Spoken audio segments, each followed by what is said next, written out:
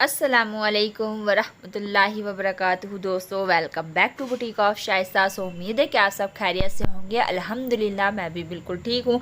कुछ फैमिली में प्रॉब्लम्स होने की वजह से मैं वीडियो रेगुलर अपलोड नहीं कर पाई हूँ। आज कई दिनों के बाद मैं वीडियो अपलोड कर रही हूँ। सो मेरी फैमिली में मेरे पेरेंट्स और मेरे भाइयों की कुछ तबीयत ख़राब थी, इस वजह से मैं वीडियो अपलोड नहीं कर सकी। सो आज मैं आप लोगों से बहुत ही खूबसूरत सा डिज़ाइन शेयर करने वाली हूँ जिसकी स्टिचिंग बहुत ही ईजी है। सो चलिए जी करते हैं वीडियो को स्टार्ट।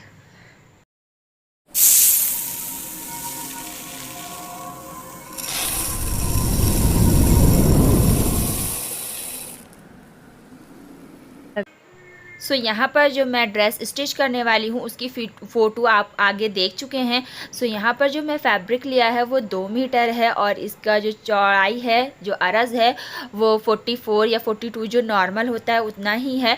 सो यहाँ पर हमने फैब्रिक को लंबाई में फ़ोल्ड किया है और इसे 4 फोल्ड हम इतना ही करेंगे जितनी हमें चौड़ाई चाहिए।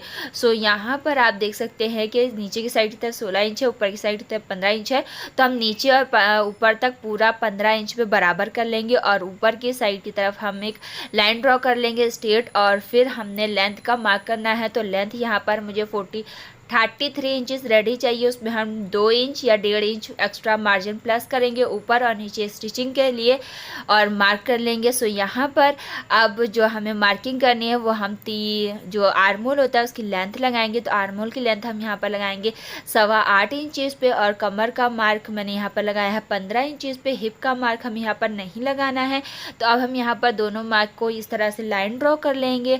अब हम इसमें जो मार्किंग करेंगे तीरे की वो बहुत इंपॉर्टेंट है कि आप जिस भी साइज़ का कटिंग कर रहे हैं उसके अकॉर्डिंग ही आपने तीरे और आर्मोल की कटिंग करनी है। आर्मोल की जो लेंथ है वो भी आपने उसके अकॉर्डिंग ही लगानी है। सो यहाँ पर आपने जो है ना 8.5 इंच पे मार्क करना है ऊपर तीरे का और नीचे की साइड की तरफ आपने 8.25 इंच पे मार्क करना है। तो इसको बोलते हैं आर्मोल का बैक। तो बैक आर्मोल पे आपने 8.25 पे लगाना है। फ्रंट आर्मोल आपने 7.25 इंच पे लगाना है और इन दोनों को मार्क कर देना है। तो इस तरह से मार्क करने से हमारा फ्रंट एंड बैक रेडी हो जाता है। अब हमने यहाँ पर नेक का मार्क लगाना है। तो नेक का मार्क आप 3.25 इंच या 3.5 इंच पे लगा सकते हैं इस साइज़ में। तो जो साइज़ है वो है 46 इंच। पूरा राउंड का हमारा जो चेस्ट होगा वो होगा 46 इंचेस। तो 46 का हम 4th भाग करेंगे तो यहाँ पर आएगा 11.5 इंचेस। तो हम 11.5 इंचेस पे चेस्ट का मार्क करेंगे और 10.5 इंच पे हमने कमर का मार्क लगाना है। तो इन दोनों मार्क से हमारा ये ऊपर का पैनल रेडी हो जाएगा। अब हमने एक्स्ट्रा निशान लगा लेना है मार्जिन का। जितना भी आप फैब्रिक रखना चाहते हैं 1.5 इंच या 2 इंच इतना आपने मार्जिन ले लेना है। इसके बाद आपने आर्मोल शेप दे लेना है। तो आर्मोल शेप जो होता है राउंड में अच्छे से आपसे नहीं दिलता है। तो उसके लिए आप एक ट्रिक ट्राई कर सकते हो, वो ये है कि आप बड़ी चौक का इस्तेमाल करें, उससे बहुत ही ईजिली शेप आ जाता है। सो यहाँ पर आप देख सकते हैं कि मैंने एक गलती की है। नीचे की साइड की तरफ जो राउंड शेप देना था वो मैंने ऊपर वाली लाइनिंग से दिया है, यानी कि जो हमारी लेंथ रेडी है वहाँ से। सो उसे आपने स्किप करना है। अब यहाँ पर जो हमारा मेन पार्ट है, जो हमारी मार्जिन वाली एक्स्ट्रा फैब्रिक है, वहाँ से हमने 4 इंचेस पे मार्क किया है और राउंड में शेप दिया है दामन को। तो यहाँ पर मैंने दोनों पैनल में आपको शेप देकर दिखा दिया है। सो अब यहाँ पर आपको एक चीज़ समझनी है कि नीचे की साइड से जहाँ से हमारा फैब्रिक एंड हो रहा है, लेंथ एंड हो रही है, वहाँ से अगर आप मार्क कर लेते हैं तो क्या डिफरेंट है वो अभी मैं आपको समझाती हूँ। तो देखिए यहाँ पर जो मैंने राउंड शेप दिया है वो मैंने 4 इंचेस पे दिया है। तो जो हम गुलाई जो हमारी ए लाइन शेप देनी है हमें, वो अगर हम राउंड शेप जहाँ से एंड हुआ है वहाँ से देते हैं और जहाँ से नीचे से हमारा आ रहा है वहाँ से देते हैं, तो क्या डिफरेंट है। तो देखिए यहाँ पर आप खुद देख सकते हैं। मैं ज़्यादा बोलूँगी तो आपको समझ में नहीं आएगा। तो देखिए अगर आप नीचे वाली लाइन को फॉलो करते हुए कटिंग करेंगे तो जो घेर है उसमें 1.5 इंच आपका कम हो जाएगा। तो आपने पहले राउंड शेप देना है, उसके बाद ही ए लाइन शेप का कटिंग करना है। तो इस तरह से आपकी लेंथ जो है, चौड़ाई जो है वो एक्स्ट्रा कटिंग नहीं होगा, वेस्ट नहीं होगा आपका फैब्रिक। सो यहाँ पर मैंने दोनों पैनल जो है सीधे ही कटिंग किया, अभी राउंड शेप नहीं दिया है। सो अब हमने फ्रंट पैनल का आर्मोल का शेप दे लेना है और मेन पार्ट्स पर कट्स लगा लेने हैं। अब आगे का जो हमारा पैनल है उसमें हम डिज़ाइनिंग जो करने वाले हैं उसके लिए नीचे की साइड की तरफ आपने 5 इंच पे मार्क करना है, लेंथ आपने 10 इंच पे मार्क करनी है और इस तरह से शेप दे देना है। तो ये शेप जो है आपने इस तरह से देने के बाद 1/2 इंच फैब्रिक छोड़कर कटिंग करनी है। तो आप देख सकते हैं कुछ इस तरह से आया है। अब बैक पैनल में मैंने लेंथ लगाई है और इस तरह से राउंड शेप दे दिया है। तो बैक पैनल में मैंने 5 इंच या 4 इंच पे ही मार्क किया है। तो आपने जो है ना 3 इंच से ज़्यादा लेंथ नहीं लेनी है, आप उससे कम कर सकते हैं राउंड शेप देने के लिए। वो क्यों मैं आपको आगे समझाऊंगी, क्योंकि यहाँ पर समझ नहीं आएगा। सो यहाँ पर आप देख सकते हैं कि जो शेप हमने दिया है वो डिज़ाइनिंग हमारी पूरी तरीके से नहीं आ रही है। इस तरीके से फ़ोटो में डिज़ाइन दिया गया। तो हम आगे का जो पैनल है वो ए लाइन शेप को थोड़ा सा स्ट्रेट करेंगे, जिससे हमारा जो डिज़ाइन है वो सही से आ जाएगा। तो यहाँ पर मैंने कमर का मार्क उतना ही रखा है, हिप का मार्क मैंने जो है ना 12 इंचज़ पे रखा है और उसके नीचे मैंने 12.5 इंचज़ पे मार्क किया है। और दामन जो है इस तरह से आप देख सकते हैं आ सकता है, यहाँ पर 8.5 इंच आया है। और फिर हमने 1/2 इंच या 1.25 इंच एक्स्ट्रा फैब्रिक छोड़ते हुए इसकी कटिंग कर ली है। सो नीचे की साइड की तरफ अभी हमने राउंड शेप नहीं दिया है, क्योंकि हम वो आगे बकरम की डिज़ाइनिंग करते वक्त देंगे। तो यहाँ पर देखिए मैंने स्लीव्स की कटिंग रिकॉर्ड की, लेकिन कैमरा ऑफ था तो वो नहीं हो सकी। तो यहाँ पर मैंने स्लीव्स की लेंथ जो है 15 इंच ली है। और एक्स्ट्रा फैब्रिक हम स्टिचिंग के लिए पूरा लेने के बाद तो यहाँ पर मुझे स्लीव 11.5 इंच रेडी रखनी है। 3 इंच ऊपर की साइड की तरफ शेप दिया है। चौड़ाई जो है 9.25 इंच पे है ऊपर और नीचे दोनों। हम स्लीव्स को स्ट्रेट रखने वाले हैं और 1 इंच पे शेप दिया है। सो यहाँ पर अब हम नेक की कटिंग कर लेंगे। पहले 1/2 इंच पे लाइन ड्रॉ करेंगे, 3.5 इंच की चौड़ाई रखेंगे और 5.5 इंच पे लंबाई रखेंगे। बॉक्स शेप देकर हम यहाँ पर राउंड शेप इस तरह से देंगे जैसे कि हम बोट नेक बनाते हैं। ज़्यादा गहराई नहीं देनी है, क्योंकि यहाँ पर जो हम ड्रेस डिज़ाइन कर रहे हैं उसका नेक कुछ इस तरह से होना चाहिए, टी शर्ट वाला लुक आना चाहिए।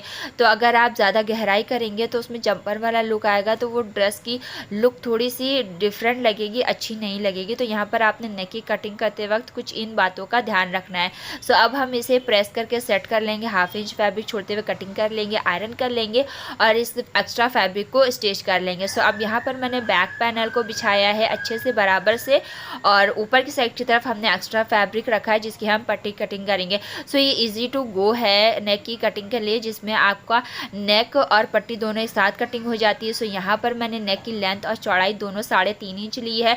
जो मैंने तीरा का आर्मोल का जो कटिंग आपको बताया है नाप, उसमें आप जो है ना 4.5 इंच की लेंथ और से लेके 1 इंच तक बैक की लेंथ रख सकते हैं। इससे ज़्यादा अगर आप रखना चाहते हैं तो आपको आर्मोल की लेंथ में डिफरेंट आएगा, उसकी आपको नाप दूसरी देखनी पड़ेगी। सो यहाँ पर अब हमने 1.5 से 2 इंच चौड़ी पट्टी कटिंग कर लेनी है और बैक और फ्रंट दोनों नेक को हमने स्टिच कर लेना है। 1/2 इंच फैब्रिक छोड़ते हुए कट कर लेना है और इसे पलट कर आयरन से सेट कर लेना है।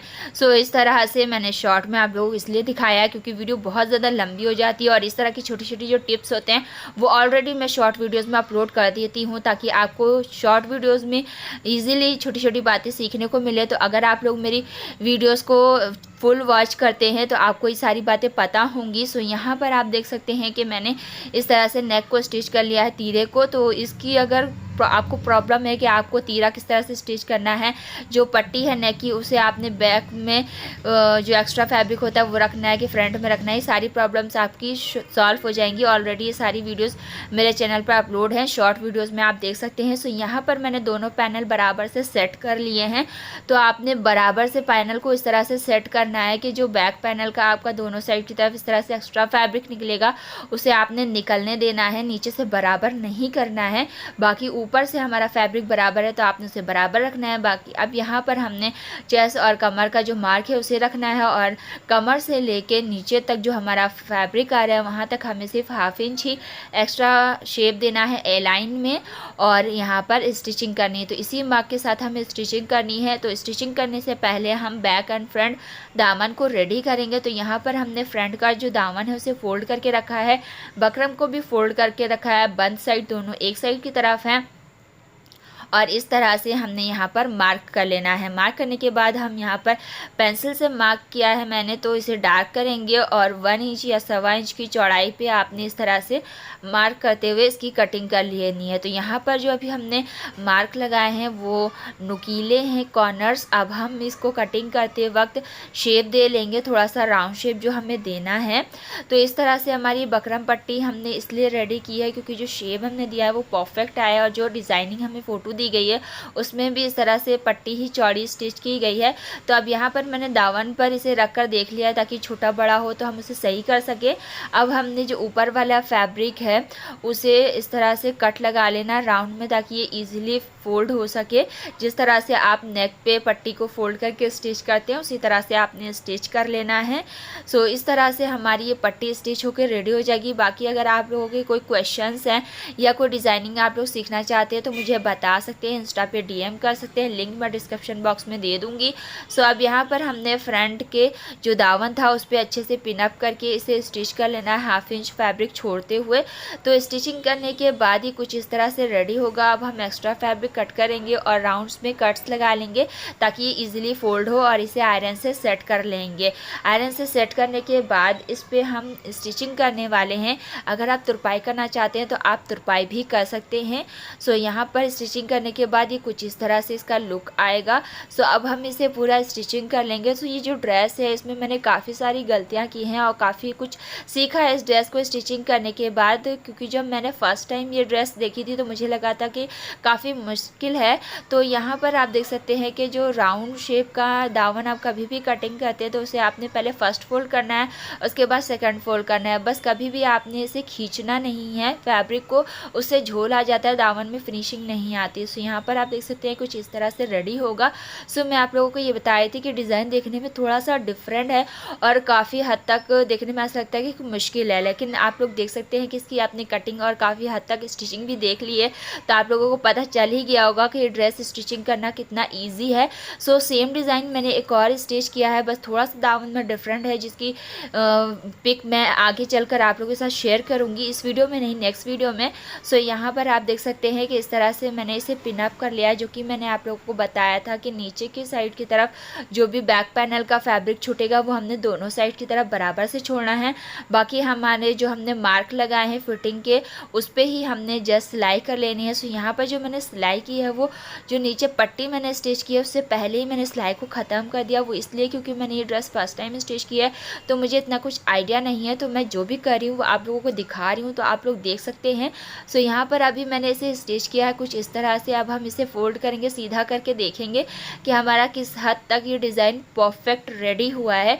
सो यहाँ पर अब आप देख सकते हैं कि जो हमने फोल्ड किया है ये काफ़ी हद तक बेहतर आया है। लेकिन अगर आप अगर आप चाहते हैं कि जिस तरह से फ़ोटो में शेप है, डिज़ाइनिंग है, बिल्कुल परफेक्ट आपकी वैसी ही आए तो आपने बैक का जो राउंड दिया है हमने नेक में वही दामन में शेप, उसकी लेंथ आपने 3 इंच से ज़्यादा नहीं रखनी है। मैंने 5 या 5.5 4 इंच पे रखी है, इस वजह से ऐसा डिज़ाइनिंग आ रहा है। सो फर्स्ट टाइम में सारी चीज़ें होती हैं तो मैंने आपको बता दिया है कि आप 2.5 इंच रख सकते हैं या फिर 3 इंच, 3 इंच से ज़्यादा मत रखें।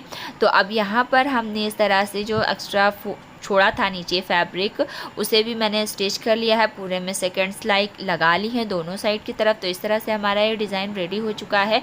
अब जो नीचे की साइड की तरफ हमारा एक्स्ट्रा फैब्रिक फोल्ड हो रहा है वो हमारा इसके नीचे स्टिच तो हो जाएगा, लेकिन इसे आपने फोल्ड नहीं करना है, यानी कि मोड़ना नहीं। जिस तरह से हमने दामन मोड़ा है बस हम जब इसे बटन अटैच करेंगे तो ये अपने आप ही स्टिच हो जाएगा। अगर आप चाहे तो तुरपाई कर सकते हैं फिर बटन अटैच करें तो आपको ईजी होगा। अब हमने स्लीव्स को एक्स्ट्रा फैब्रिक कट कर लिया है, फोल्ड कर लेंगे यहाँ पर। तो यहाँ पर मैंने थोड़ा चौड़ा फोल्ड किया है टी शर्ट में जिस तरह से फोल्ड होता है। तो अब हम इसे फोल्ड करने के बाद स्लीव्स की फिटिंग लगाएंगे। तो स्लीव्स की जो फिटिंग है वो 9.25 इंच ऊपर और नीचे पूरी स्ट्रेट है। सो स्लीव्स को आपने अटैच किस तरह से करना है, आपने स्लीव्स को और जंपर को एकदम सामने रखना है और आपने देखना है कि जो भी एक्स्ट्रा फैब्रिक है स्लीव्स का और जंपर का उसे आपने इस तरह से आपस में मिलाना है और जो भी गहराई वाले दोनों पैनल है उसे इस तरह से गहराई वाले पैनल के साथ मिलाना है। तो इस तरह की कन्फ्यूजन्स होती हैं। जब आप रेगुलर चीज़ें स्टिच करने लग जाओगे तो आपको ये जो प्रॉब्लम्स होती हैं वो सॉल्व हो जाएगी, क्योंकि वो कोई भी चीज़ हो करते करते धीरे धीरे ही माइंड में सेट होती है। आप एक दिन में कुछ भी नहीं दिमाग में घुसा सकते हो। तो आप देखें यहाँ पर आपने सिलाई से सिलाई मिलाते हुए इसे रखना है और जो भी एक्स्ट्रा फैब्रिक है इसे आपने इस तरह से कॉर्नर बनाना है ताकि ये एक्स्ट्रा स्टिच ना हो और स्लीव्स और जंपर के बीच में खिंचाव ना आए। तो अब यहाँ पर मैं क्या करती हूँ कि पहले थोड़ा सा 1-2 टाँके देकर इसे टक कर लेती हूँ, उसके बाद मैं हाफ इंच फैब्रिक छोड़ते हुए इसे दोनों को स्टिच कर लूँगी, स्लीव्स और जंपर को। तो यहाँ पर आपने ना ही स्लीव्स का फैब्रिक खींचना है, ना ही जंपर का फैब्रिक खींचना है, बहुत ही स्मूथली नॉर्मल स्टिच करना है। और ये जो सेंटर का मार्क होता है इसे आपने एकदम तीरे से जो सिलाई होती है वहाँ पर आना चाहिए। अगर आपकी स्लीव्स और आर्म होल में प्रॉब्लम होती है, यानी कि आप बराबर कटिंग करते हो लेकिन फिर भी जो है छोटा या बड़ा हो जाता है, तो अगर आप लोग कमेंट करोगे तो मैं इसके ऊपर एक डिटेल में वीडियो बना दूंगी, क्योंकि इस तरह की चीज़ें अगर डिटेल में सीखने को मिले तो सही से समझ में आ जाती हैं और आप वीडियोस को सेव भी कर सकते हो। सो यहाँ पर हमारी स्लीव्स स्टिच हो चुकी है। तो स्लीव्स हमारी यहाँ पर बहुत ही परफेक्टली रेडी हो चुकी है। अगर आप स्लीव्स की डिटेल में कटिंग और स्टिचिंग सीखना चाहते हैं तो आप मुझे कमेंट कीजिए, मैं जल्द ही इस कंटेंट पर वीडियो बनाऊँगी। सो यहाँ पर हमारी ये ड्रेस रेडी हो चुकी है। इस ड्रेस की लुक कुछ इस तरह से है। सो यहाँ पर जो हमने स्ट्रेट स्लीव्स स्टिच की है, इससे इस ड्रेस का पहनने के बाद बहुत ही स्टाइलिश और यूनिक सा प्यारा सा लुक आने वाला है, जो कि बहुत ही प्यारा लगने वाला है पहनने के बाद। सो ये कलर कॉम्बिनेशन और फैब्रिक तो बहुत ही कंफर्टेबल है ही। साथ में जो हमने डिज़ाइनिंग बनाई थी इसमें हमने ये बटन्स अटैच कर लिए हैं, जो कि इत्तेफाक से मैचिंग के मुझे मिल गया, जिसकी वजह से मैं साथ ही स्टिचिंग के साथ ही इस ड्रेस की फ़ाइनल लुक ले पाई हूँ। सो ये डिज़ाइन देखने में तो मुश्किल लगता है कि शायद स्टिचिंग करना मुश्किल होगा, लेकिन ऐसा नहीं है। आप लोगों ने पूरी वीडियो वॉच करने के बाद ये आपको अंदाज़ा हो गया होगा कि काफ़ी इजी है ये डिज़ाइन स्टिच करना। सो सेम डिज़ाइन के साथ मैंने एक ड्रेस और स्टिच की है, जो कि दामन में थोड़ा सा डिफरेंट है, लेकिन उसकी पिक भी मैं आप लोगों के साथ जल्दी ही शेयर करूँगी। तो इसी स्टिचिंग और कटिंग के साथ आप उस डिज़ाइन को भी स्टिच कर सकते, क्योंकि दोनों की स्टिचिंग और कटिंग सेम है, सिर्फ दामन में थोड़ा सा डिफरेंट है। सो वीडियो अच्छी लगी हो तो वीडियो को लाइक कर दीजिएगा, शेयर कर दीजिएगा, चैनल को सब्सक्राइब कर दीजिएगा। फिर मिलेंगे नेक्स्ट वीडियो के साथ। अल्लाह हाफिज़।